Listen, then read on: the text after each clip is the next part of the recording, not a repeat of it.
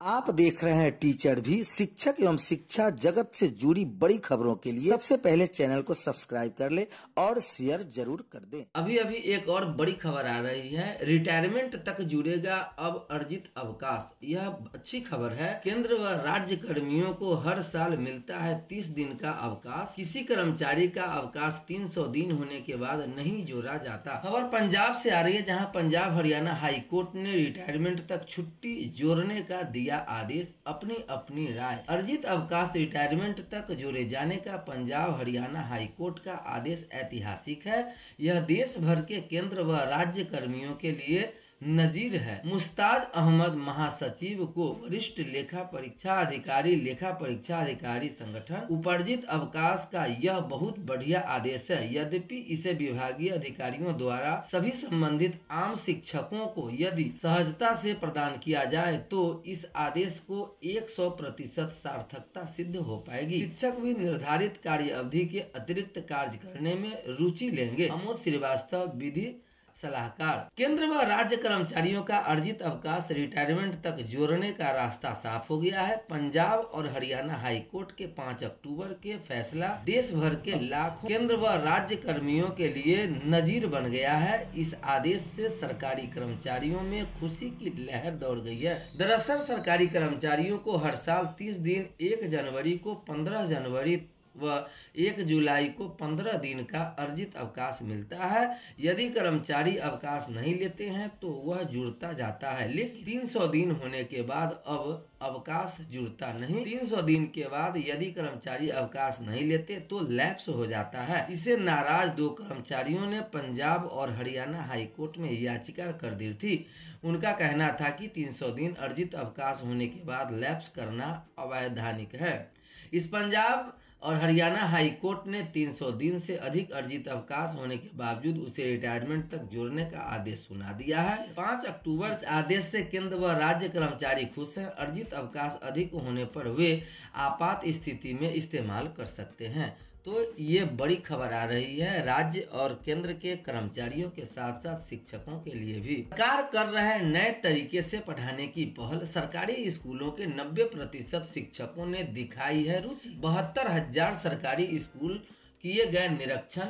शिक्षकों को सतत व्यापक के तहत दिए गए 6 दिवसीय आवासीय प्रशिक्षण के बाद यह सकारात्मक बदलाव हुआ है। राज्य के 90% शिक्षक TLM का प्रयोग करते पा रहे हैं। आर सज्जन, निदेशक SCERT। खबर आ रही है पटना से। सरकारी स्कूलों में 90% शिक्षक अब नए तरीके से बच्चों को पढ़ाने की पहल कर रहे हैं।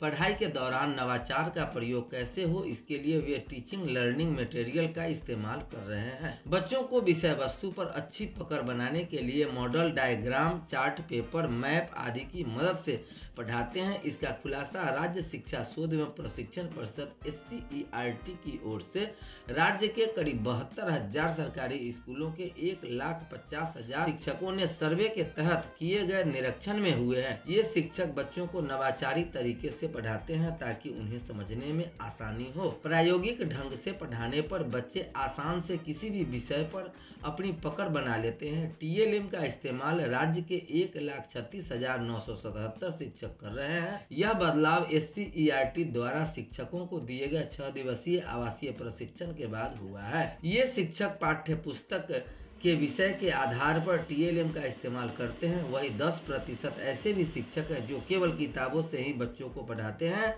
इन शिक्षकों की संख्या 15,279 है। बेटी बचाओ बेटी पढ़ाओ योजना पर 17 जिले ने अब तक खर्च नहीं की है राशि।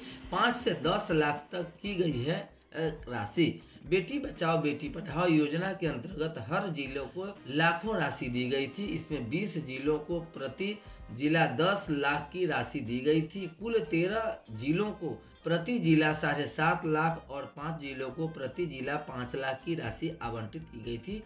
सभी जिलों को यह आवंटन अप्रैल 2024 में किया गया था। बेटी बचाओ बेटी पढ़ाओ योजना के तहत दी गई राशि राज्य के 17 जिलों ने खर्च नहीं की है। इसमें पटना जिला भी शामिल है। महिला और बाल विकास निगम की समीक्षा बैठक में यह बात सामने आई है। इसके बाद निगम के सभी जिलाधिकारी को जल्द से जल्द राशि खर्च करने को कहा गया है। अगर इन जिलों में फरवरी फरवरी 2025 तक राशि खर्च नहीं हुई तो उसे वापस ले ली जाएगी। बता दें कि महिला एवं बाल विकास निगम की ओर से सभी जिलों को बेटी बचाओ बेटी पढ़ाओ के लिए राशि आवंटित की जाती है। इसके लिए जिला स्तर पर जरूरत के अनुसार इसे खर्च किया जाता है। क्या है बेटी बचाओ बेटी पढ़ाओ योजना? इस योजना के अंतर्गत नागरिकों को लैंगिक पूर्वग्रहण के खिलाफ शिक्षित करना है, लड़कियों के लिए कल्याणकारी सेवाओं में सुधार करना है, बालिकाओं की शिक्षा को बढ़ावा देना, लिंगानुपात को कम करना, महिला सशक्तिकरण को बढ़ाने और बालिकाओं को सुरक्षा करना शामिल है। इन 17 जिलों ने नहीं खर्च की है राशि। पटना, बेगूसराय, गया, गोपालगंज, दरभंगा, जमुई, जहानाबाद, कैमूर, कटिहार, मधुबनी, नालंदा, पूर्णिया, सहरसा, शेखपुरा, सीतामढ़ी, सिवान और वैशाली इसमें मुख्य रूप से शामिल है। शिक्षकों को पुरस्कार की शुरुआत अगले महीने से होगी। यह पुरस्कार हर प्रखंड के एक एक शिक्षक को प्रदान किया जाएगा। खबर पटना से आ रही है। राज्य के सभी प्रखंडों के बेहतर शिक्षकों को हर माह पुरस्कृत किए जाने की योजना की शुरुआत दिसंबर 2024 से हुई। इस योजना का नाम मासिक शिक्षक पुरस्कार रखा गया है। नवंबर महीने में उपलब्ध के आधार पर दिसंबर में यह पुरस्कार हर प्रखंड के एक एक शिक्षक को प्रदान किया जाएगा। इसके बाद शिक्षा विभाग हर माह यह पुरस्कार 1ली से 12वीं कक्षा के शिक्षकों को देगा। इसके लिए 10 दिसंबर तक शिक्षक प्रधानाध्यापक को ई शिक्षा कोष पोर्टल पर संबंधित जानकारी अपलोड करनी होगी। इसी प्रकार हर महीने के 10 तारीख को पिछले माह के प्रदर्शन से संबंधित जानकारी पोर्टल पर देनी होगी। इसको लेकर माध्यमिक शिक्षा निदेशक योगेंद्र सिंह ने मंगलवार को सभी शिक्षा पदाधिकारियों को पत्र जारी किया है। पदाधिकारियों को निर्देश दिया गया है कि इस योजना के बारे में शिक्षकों को बताएं तथा आवेदन के लिए उन्हें प्रोत्साहित भी करें। सरकारी और निजी विद्यालयों के विद्यार्थियों का बनेगा अपार आईडी। छात्रों की शैक्षणिक कुंडली अब एक क्लिक में मिलेगी। 1ली से 12वीं तक के सभी छात्र छात्राओं का आईडी हुआ अनिवार्य। वन नेशन वन आईडी के तहत हर विद्यार्थी का होगा अपना यूनिक नंबर। ये होंगे अपार आईडी के फायदे। विद्यार्थियों की शैक्षणिक यात्रा और उपलब्धियों का रिकॉर्ड एक जगह पर सुरक्षित और संग्रहित रहेगी। किसी संस्थान में प्रवेश या नौकरी लेने के समय अपार संख्या डालते ही एक क्लिक पर सारे रिकॉर्ड आ जाएंगे सामने। विद्यार्थियों को अपने साथ शैक्षणिक दस्तावेज को हर जगह लेकर चलने की जरूरत नहीं रहेगी। यह बड़ी खबर आ रही है। अब बिहार के सभी सरकारी और निजी विद्यालयों में अध्ययनरत बच्चों की शिक्षा, शैक्षणिक यात्रा और उपलब्धियों की पूरी कुंडली एक ही क्लिक पर सामने आएगी।